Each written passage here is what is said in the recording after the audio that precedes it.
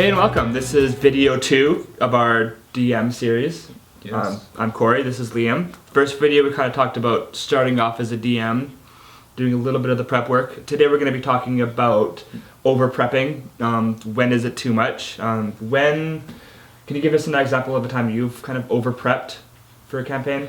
I still over prep, Yeah. and the reason why I do is because I feel like having that huge, massive wealth of like information. Like if you got the time to do that, go ahead and do it, because it doesn't hurt to have all these things prepped. And if your group doesn't run into that scenario, or if they don't run into that monster, if they don't run into that whatever scenario you've prepped for, you can keep that and just use it in another campaign setting and change the name of the NPC here and there, but that's not a big issue. And I feel like a lot of DMs kind of worry like, oh man, I did this thing and the group didn't do that, and now I'm real just peeved. I'm just real peeved. Whether it be just an NPC or a dungeon or whatever, right? Like, because there are times, and especially if you run big groups, the group people aren't going to do everything you have set out for them.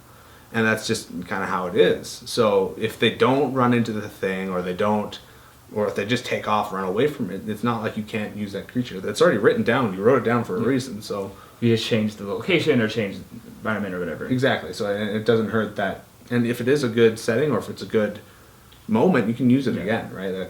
And there's nothing wrong with that. So have you ever had an experience where something went completely awry and you had nothing written, you had no idea what was going on, and everything you wrote just kind of went out the window? Yeah, that was like my whole first year of DMing. Yeah.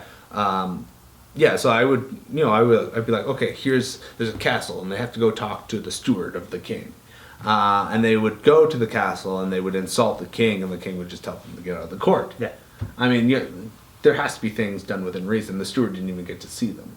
Yeah. So, and there's a whole quest line and a plot line. They had to go like save someone, and it was kind of like a low hush hush sort of thing, because the king didn't know that person was missing. Yeah, I know. So the group missed that whole entire campaign. It would have got them some good gear, would have got them some good stuff. I was pretty still inexperienced in the fact that I was like, and they just kind of were like, okay, well, since nobody wants to talk to us in this town, we're just going to leave to the next one. So you're pretty unexperienced as far as like guiding players to at that time, certain things. So at that time, it was very much like, oh god, like what do I?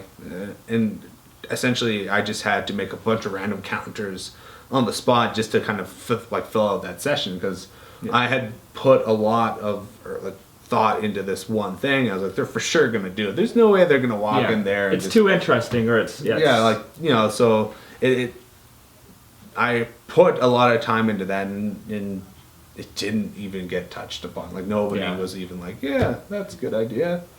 No, everyone was just like, yeah, fuck this king, we're out, let's roll, and then they took off. So when you start a campaign, you generally been playing with the same people for 3 years. Yeah. But what's something you always ask for in a player or a character when you're starting off a campaign? Well, I used to be very kind of like free on what people did, and it kind of like would take on information and let them kind of grow organically, which is nice, and I like doing that still. Yeah.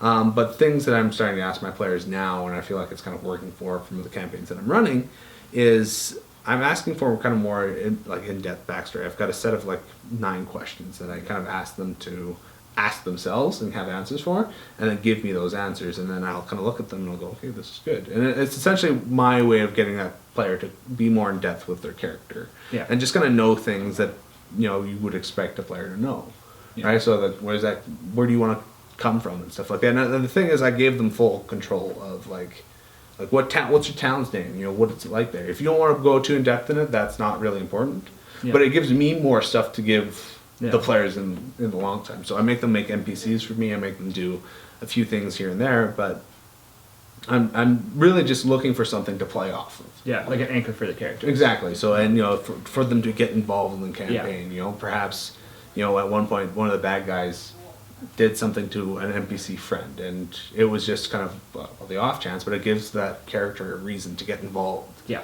So and I do that because I feel it brings people together, and it's something I've been trying to push a little bit. Yeah. Sometimes people don't have enough information, or you don't really want to force it too much, but you take what you can get. Yeah. Really, so. Cool. Yeah. Awesome. All right. We'll be back again later this week for a 3rd video. We're going to be talking about Liam's 9 questions about when he starts a campaign, what he asks his players. Make sure you subscribe, Thanks. Hope to see you later this week. Thanks so much.